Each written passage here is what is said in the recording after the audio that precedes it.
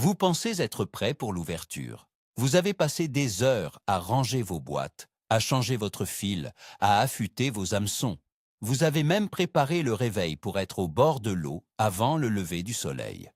Mais laissez-moi vous poser une question très simple. Et si cette obsession d'être le premier sur l'eau était exactement ce qui allait ruiner votre journée?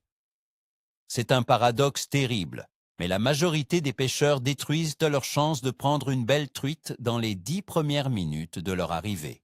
Aujourd'hui, on va parler de cette fameuse ouverture de la truite. On va mettre le doigt sur l'erreur monumentale que presque tout le monde fait le premier jour. Je vous promets qu'à la fin de cette vidéo, vous n'allez plus jamais regarder votre rivière de la même manière. Vous allez comprendre pourquoi le gars d'à côté enchaîne les prises pendant que vous lavez vos leurres. Alors, restez bien jusqu'à la fin, car la vérité risque de vous piquer un peu l'ego. D'ailleurs, posez-vous la question tout de suite et répondez dans les commentaires combien de fois êtes-vous rentré bredouille le jour de l'ouverture en vous disant qu'il n'y avait tout simplement pas de poisson. Le jour de l'ouverture, c'est sacré. C'est presque une religion pour nous les pêcheurs. On a passé tout l'hiver à attendre ce moment, à regarder des vidéos, à rêver de cette première touche franche.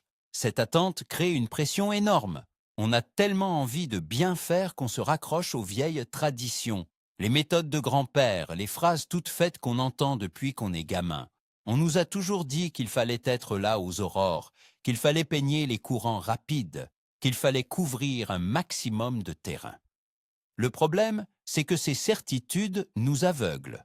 On reproduit des schémas mécaniques sans réfléchir aux conditions réelles. Au mois de mars, la rivière n'est pas la même qu'au mois de juillet. L'eau est glaciale, les niveaux sont souvent hauts, et les truites vivent au ralenti. Pourtant, la plupart des pêcheurs arrivent avec une mentalité d'été. C'est exactement ce décalage entre nos croyances et la réalité de la nature qui provoque les plus grands échecs. Il est temps de remettre les choses à plat et de comprendre pourquoi vos vieilles habitudes sont devenues vos pires ennemis. Imaginez la scène. Il est 6 heures du matin. Il fait un froid de canard. Vous sortez de la voiture, le cœur bat à 100 à l'heure. Vous claquez la portière, vous prenez votre canne et vous marchez d'un pas lourd vers votre poste préféré. C'est là que commence la première erreur fatale. L'excitation vous fait oublier la base absolue de la pêche à la truite, la discrétion. Vous marchez sur la berge comme un troupeau de sangliers.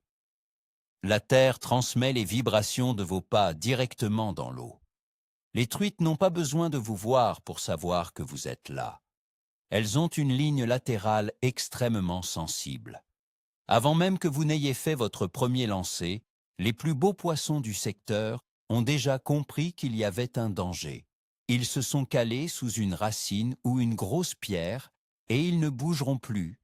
Vous vous installez fièrement, vous lancez, vous ne touchez rien. Vous pensez que le poste est vide, alors qu'en réalité, c'est vous qui avez fait fuir tout le monde par votre précipitation. Parlons maintenant de cette fameuse obsession de l'aube. Vous êtes au bord de l'eau, il fait encore presque nuit. L'eau est à 4 ou 5 degrés maximum. À cette température, le métabolisme de la truite est complètement à l'arrêt. Elle est engourdie. Elle ne va certainement pas gaspiller son énergie pour chasser un leurre qui passe à toute vitesse à ce moment précis de la journée. C'est une erreur classique de l'ouverture. Vous pêchez à un moment où le poisson n'a aucune intention de se nourrir. En fait, le pêcheur qui réussit son ouverture, c'est souvent celui qui reste au lit un peu plus tard. Celui qui arrive vers 10 ou 11 heures, quand le soleil commence à taper un peu sur l'eau et que la température gagne 1 ou 2 degrés. Ce petit changement thermique suffit souvent à déclencher l'activité des poissons. Mais vous, à 11 heures, vous avez déjà pêché pendant 4 heures dans le vide. Vous êtes fatigué, vous avez froid et vous avez perdu toute votre concentration. Et que faites-vous dès que vous arrivez au bord de l'eau? La majorité d'entre vous a le même réflexe. Vous entrez directement dans l'eau avec vos cuissardes ou vos waders. C'est une erreur monumentale, surtout en début de saison. En mars, les eaux sont souvent fortes. Pour fuir le courant puissant, les truites se réfugient dans les zones calmes. Et devinez où se trouvent souvent ces zones calmes. Exactement là où vous venez de mettre les pieds. Dans les petites bordures, juste devant vous. En entrant dans l'eau sans réfléchir, vous marchez littéralement sur les poissons. Vous écrasez la zone la plus prometteuse de la rivière. Il faut toujours, absolument toujours, pêcher la bordure sous vos pieds avant même d'envisager de mettre un orteil dans l'eau. Prenez le temps de faire 2 ou 3 lancers parallèles à la berge. Vous seriez surpris du nombre de belles truites qui se cachent à seulement 1 mètre de la rive, dans 30 centimètres d'eau, en attendant patiemment qu'une proie dérive. Puis vient le moment du fameux premier lancer. Le pêcheur moyen regarde la rivière et vise automatiquement l'autre rive. Il veut lancer loin, très loin. C'est un réflexe humain de penser que l'herbe est plus verte de l'autre côté et que le plus gros poisson se cache forcément sur la berge opposée. Mais regardez ce qui se passe quand vous faites ça en début de saison. Votre ligne traverse de multiples courants de vitesse différentes. Le courant principal, souvent très fort au milieu, va emporter votre bannière. Votre leurre ou votre appât va draguer. Il va être tiré de manière totalement anormale. Une truite sauvage ne se laissera jamais tromper par une proie qui se déplace de travers à une vitesse fulgurante et contre la logique du courant. Au lieu de chercher la distance, cherchez la précision. Concentrez-vous sur des lancers courts. Apprenez à contrôler votre dérive sur 5 ou 10 mètres maximum. C'est la maîtrise parfaite de votre ligne sur une courte distance qui vous rapportera des poissons, pas le fait de lancer comme un champion olympique. Passons maintenant à la lecture de l'eau. C'est peut-être l'erreur la plus tragique de l'ouverture. Vous arrivez devant un magnifique courant rapide, l'eau bouillonne derrière un gros rocher, ça sent la truite à plein nez. C'est le poste d'été parfait. Alors, vous passez 1 heure à peigner cette zone oxygénée. C'est une perte de temps absolue. En mars, l'eau est trop froide. La truite cherche à économiser son énergie. Elle ne va pas lutter contre un courant puissant. Elle va se caler dans les fosses, dans les trous d'eau profonds, là où le courant ralentit. Elle va chercher les amortis, les grands calmes derrière les piles de pont ou sous les grandes racines. C'est là qu'il faut insister. Laissez les courants rapides aux touristes de l'été. En début de saison, votre leurre doit descendre près du fond, dans les zones où l'eau semble presque dormir en surface, mais où le courant de fond transporte de la nourriture directement dans la gueule des poissons calés. Il faut pêcher creux et lent. C'est justement là que la vitesse de récupération entre en jeu. Regardez les pêcheurs autour de vous le jour de l'ouverture. Ils lancent leur cuillère ou leur poisson nageur et ils moulinent comme si leur vie en dépendait. Le leurre file à une vitesse folle sous la surface. C'est la pire chose à faire. Imaginez que vous êtes au lit en plein hiver, engourdi par le froid, et qu'on vous jette un morceau de viande qui passe à 100 km/h devant votre nez. Allez-vous vous lever en courant pour l'attraper? Bien sûr que non. La truite réagit de la même manière. Il faut pêcher au ralenti. Votre leurre doit flirter avec le fond. Si vous pêchez à la cuillère, elle doit tourner à la limite du décrochage. Si vous pêchez au leurre souple, il faut gratter le fond doucement, avec de longues pauses. Il faut donner le temps à la truite de voir l'appât, de l'analyser et de se décider à ouvrir la gueule sans avoir à fournir un effort violent. Ensuite, il y a le choix de la taille de vos appâts ou de vos leurres. La vieille école dit que pour le début de saison, l'eau est claire, les truites y sont méfiantes, donc il faut utiliser des choses minuscules. Des petites nymphes, des cuillères, taille 0. C'est souvent une énorme erreur. En début de saison, les truites sortent de l'hiver. Elles sont affamées mais fainéantes. Elles veulent un repas qui vaille la peine de faire un effort. Une grosse bouchée est souvent beaucoup plus efficace qu'un leurre minuscule. N'ayez pas peur de monter en taille. Un beau poisson nageur de 7 ou 8 cm ou un gros verron bien charnu intéressera beaucoup plus une belle fario calée au fond. Elle se dira que cette proie justifie de dépenser un peu d'énergie. En utilisant des tailles trop petites, vous ne faites qu'attirer les truitelles affamées et vous passez complètement à côté des gros sujets qui attendent un vrai repas consistant. L'une des plus grandes maladies du pêcheur le jour de l'ouverture, c'est l'impatience.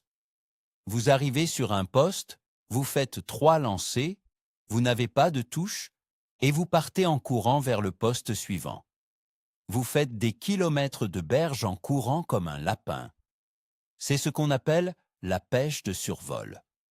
En début de saison, c'est la garantie de l'échec. Les truites sont léthargiques. Parfois, il faut faire passer votre leurre 5, 10 ou 15 fois exactement au même endroit pour déclencher une attaque d'agressivité ou d'irritation. Le poisson n'a pas faim, mais votre insistance finit par le rendre fou et il attaque par pur réflexe de défense de son territoire. Apprenez à ralentir votre rythme. Posez-vous. Observez l'eau. Décortiquez un poste, peignez chaque veine d'eau méticuleusement. Un bon pêcheur d'ouverture ne court pas le marathon. Il exploite à fond chaque cachette potentielle avant de faire 3 pas de plus. Et que dire du matériel? Par peur de la casse, beaucoup de pêcheurs attaquant l'ouverture avec des fils dignes de la pêche au requin, des corps de ligne énormes, des bas de ligne trop raides. Ils se disent mais que l'eau est un peu piquée, donc que le poisson ne verra rien. Mais un fil trop gros ne se contente pas d'être visible. Il bride complètement la nage de votre leurre ou de votre appât naturel. C'est ça le vrai problème. Avec un nylon trop épais, votre dérive au toc ne sera jamais naturelle. Votre petit poisson nageur sera bridé et n'aura pas la bonne action de nage. Il faut trouver le juste milieu. Descendez en diamètre, utilisez un bon fluorocarbone. Un bas de ligne en 14 ou 16 centièmes est largement suffisant pour brider une très belle truite si vous savez régler le frein de votre moulinet. La présentation est 100 fois plus importante que la résistance pure de votre ligne. Une présentation parfaite avec un fil fin rapportera toujours plus de touches. Il faut aussi parler de la peur panique de l'accrochage. C'est fascinant de voir à quel point les pêcheurs détestent perdre du matériel. Le jour de l'ouverture, on voit des tas de gars qui pêchent entre 2 eaux pour être sûrs de ne jamais s'accrocher au fond. Le résultat, ils ne prennent rien. En mars, 90% des truites sont collées au fond. Si vous ne frottez pas les cailloux, si vous ne risquez pas votre leurre, vous ne pêchez pas là où sont les poissons. C'est aussi simple que ça. L'accrochage fait partie intégrante de la pêche à la truite en début de saison. Si vous n'avez rien accroché après 2 heures de pêche, c'est que vous pêchez trop haut. Acceptez de perdre une cuillère ou un montage de temps en temps. Considérez ça comme une taxe à payer à la rivière. C'est le prix pour aller chercher les beaux poissons dans leur refuge encombré de branches et de racines. Parlons un peu du syndrome du mouton. Le matin de l'ouverture, c'est toujours le même cirque. Les parkings près des ponts sont bondés. Vous voyez 3 pêcheurs sur la même berge, alors vous y allez aussi, en vous disant que si tout le monde est là, c'est que c'est le bon coin. C'est une erreur de débutant. Les truites subissent une pression de pêche énorme dès les premières heures. L'eau est fouettée, piétinée, bruyante. Les poissons de ces zones hyper fréquentées se calent instantanément et ne bougent plus. La solution est évidente, mais peu de gens ont le courage de la mettre en pratique. Fuyez la foule. Prenez votre voiture ou marchez 21 minutes à travers les ronces pour atteindre des secteurs où personne ne veut aller. Cherchez les endroits difficiles d'accès, les berges escarpées, les zones encombrées d'arbres morts.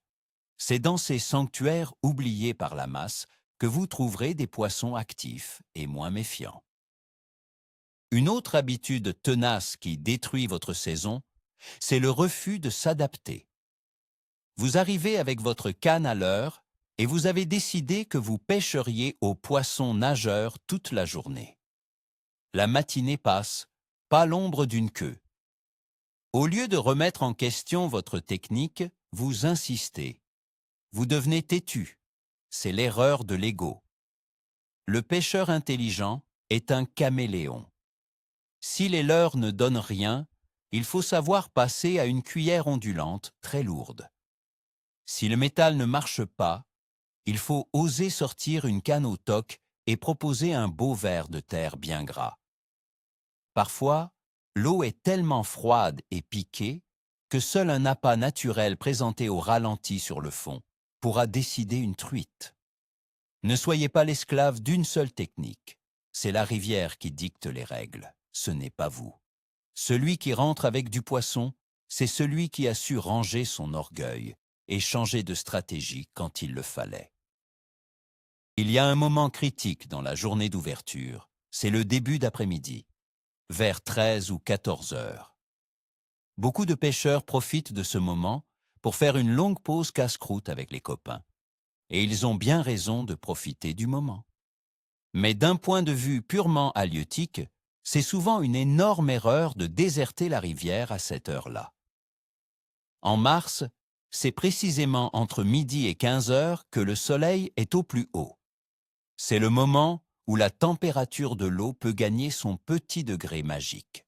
C'est l'heure où se produisent souvent les brèves éclosions d'insectes, même en début de saison. Les truites, qui ont digéré le stress du matin, ressentent ce réchauffement et se mettent en activité pour une fenêtre très courte. Pendant que vous êtes en train de refaire le monde autour d'un saucisson à la voiture, le meilleur moment de la journée est peut-être en train de se passer dans la rivière juste derrière vous. Et quand le soleil brille enfin, une nouvelle erreur apparaît. Le placement par rapport à la lumière. On voit souvent des pêcheurs marcher fièrement sur la berge, avec le soleil dans le dos. C'est très agréable pour se réchauffer, certes. Mais regardez devant vous. Votre ombre est projetée directement sur l'eau, en plein sur la zone que vous allez pêcher. Pour une truite, une ombre qui bouge soudainement sur le fond, c'est le signal d'alerte maximum. C'est l'instinct de survie face aux oiseaux prédateurs comme le héron ou le cormoran. Dès que votre ombre touche l'eau, le poste est mort. Vous devez impérativement prendre en compte la position du soleil. Si possible, pêchez avec le soleil de face ou restez caché derrière des arbres pour briser votre silhouette. C'est un détail qui paraît insignifiant, mais qui fait très souvent la différence entre une touche franche et un refus de dernière minute. Abordons le cas spécifique des truites de lâcher. Beaucoup d'A, A, P, P, MA lâchent des truites surdensitaires pour l'ouverture. Les pêcheurs s'attendent à ce que ces poissons soient faciles à prendre, qu'ils sautent sur tout ce qui bouge. C'est en partie vrai, mais il y a un piège. Ces poissons sortent de pisciculture. Ils n'ont pas les mêmes repères que les truites sauvages. Ils ont tendance à se regrouper en bancs dans les zones très calmes et profondes. L'erreur que font les pêcheurs, c'est d'appliquer des techniques de pêche de truites sauvages, rapides, sur ces poissons d'élevage. Si vous savez qu'il y a eu un lâcher, changez complètement votre approche. Utilisez des teintes très vives, du rose, du orange, du blanc. Ramenez de façon très agressive, puis faites de longues pauses. Ces poissons réagissent souvent à la curiosité et à l'effet de groupe plutôt qu'à l'instinct de chasse naturel. Ne les pêchez pas comme des farios de souche méfiante. Une autre erreur psychologique très commune lors du premier jour, c'est la gestion de la frustration après une touche ratée. C'est le matin, vous avez enfin une touche, mais vous ferrez dans le vide, ou vous décrochez le poisson après 2 secondes. La réaction de la majorité des pêcheurs est immédiate. Ils relancent frénétiquement au même endroit, exactement avec le même leurre, à la même vitesse. C'est humain, on veut se venger, mais ça ne marche presque jamais. La truite s'est piquée ou a senti le piège, elle est en état d'alerte. Si vous continuez à la harceler avec le même artifice, vous la calez pour de bon. La bonne attitude, c'est de garder son calme. Laissez le poste reposer pendant 10 ou 15 minutes. Fumez une cigarette, buvez un café. Et quand vous relancez, changez de leurre. Passez d'une cuillère argentée à un petit poisson nageur sombre. C'est cette rupture dans le modèle qui pourra tromper la truite une seconde fois. Parlons du ferrage, justement. C'est un point noir en début de saison. Avec l'adrénaline de l'ouverture et l'eau très froide, les touches sont souvent très différentes de ce qu'on connaît en été. On s'attend à une attaque violente, à un grand coup dans le poignet. Mais en mars, la truite vient souvent gober l'appât ou pincer le leurre avec une mollesse déconcertante. Vous ressentez juste une petite lourdeur, comme si vous aviez accroché une feuille morte ou une branche. L'erreur classique, c'est de ne pas réagir, de continuer à ramener et de se rendre compte trop tard que c'était un poisson. Dès que vous ressentez une anomalie dans votre ligne, la moindre perte de tension ou le moindre petit poids supplémentaire, il faut sanctionner immédiatement par un ferrage sec, mais mesuré. Ne doutez jamais. Vaut mieux ferrer dans le vide 10 fois sur des cailloux que de rater la seule belle truite de la journée parce que vous avez cru que c'était une herbe. Il faut aussi observer la nature autour de vous. Les pêcheurs sont tellement concentrés sur la surface de l'eau qu'ils oublient de lever les yeux. L'erreur est de s'isoler dans sa bulle technique. Regardez les berges, regardez les arbres. Y a-t-il des oiseaux insectivores qui s'activent au-dessus de la rivière? Voyez-vous quelques rares insectes qui dérivent? Ces petits indices environnementaux sont cruciaux.